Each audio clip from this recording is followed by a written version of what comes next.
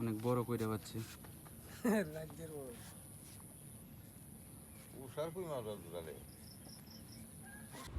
শ্রাবণ মাসের শুরুর দিক, কত পণ্ডিত এখন বর্ষাকাল।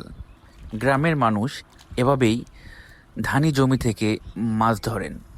আপনারা ভিডিওতে যে গ্রামটিকে দেখছেন, এটি মূলত ময়মনসিংহ অঞ্চলের একটি গ্রাম। গ্রামটি উঁচু হওয়ায় এখানে খুব বেশি একটা পানি জমে না। যদি বৃষ্টি হয় তবেই ক্ষেতকলায় কিছু পানি দেখা যায়।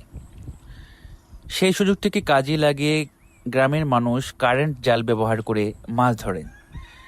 ভিডিওতে যাকে দেখতে পাচ্ছেন, ইনি সম্পর্কে আমার ভাই হয়, প্রতিবেশী।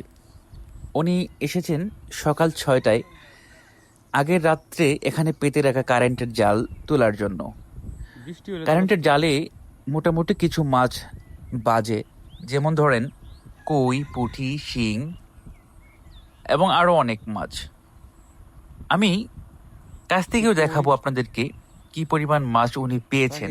এগুলো তো বাজার কথা। যেহেতু একটু দূর থেকে আমি ভিডিওটি করছি, কাজেই আপনি ভিডিওটি খুব বেশি স্পষ্ট দেখতে পাচ্ছেন না, কিন্তু বুঝতে পারছেন আশা করি।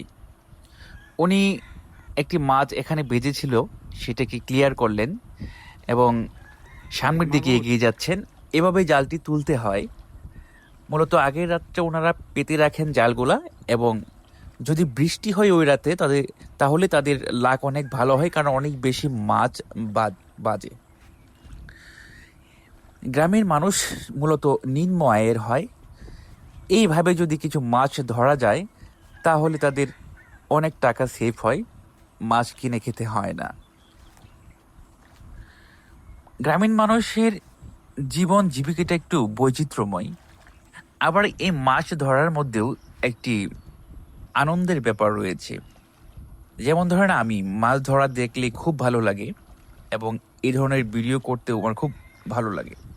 মাঝে মাঝে আমিও ধরি মাছ, কিন্তু সেটা এভাবে ধরা হয় না। যেহেতু আমার পুকুর রয়েছে, আমি আমার পুকুর থেকে ধরি, অথবা আমার পুকুর পাড়ে চাই দিয়ে মাছ ধরি আর কি। দেখতে পাচ্ছেন বাড়িটি সামনের দিকে এগিয়ে যাচ্ছে।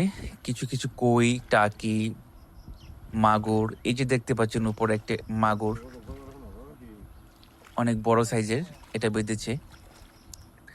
সামনের দিকে উনি উঠবেন, এই যে আইলের কাছাকাছি উনি চলে আসছেন। আমি দেখাবো আপনাকে কি ধরনের মাছ উনি পেয়েছেন। উনি মূলত 2টি জাল এখানে পেতে রেখেছিলেন। এটি একটি, আরেকটি জাল রয়েছে ওনার, ওইটিকেও আমি দেখাবো, কাছ থেকেই দেখাবো আপনাদেরকে উনি মূলত কি ধরনের মাছ পেয়েছেন।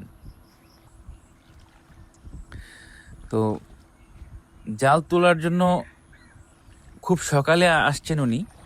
এই যেখানে তোলা শেষ, এখন নিয়ে চলে আসছেন, এই যে এখানে রেখেছেন।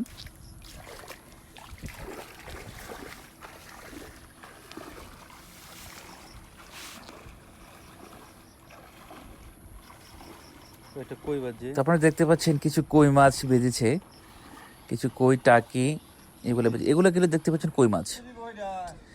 তো আরেকটি জাল রয়েছে ওনার, এই জালটি উনি তুলছেন এই মুহূর্তে, দেখতে পাচ্ছেন।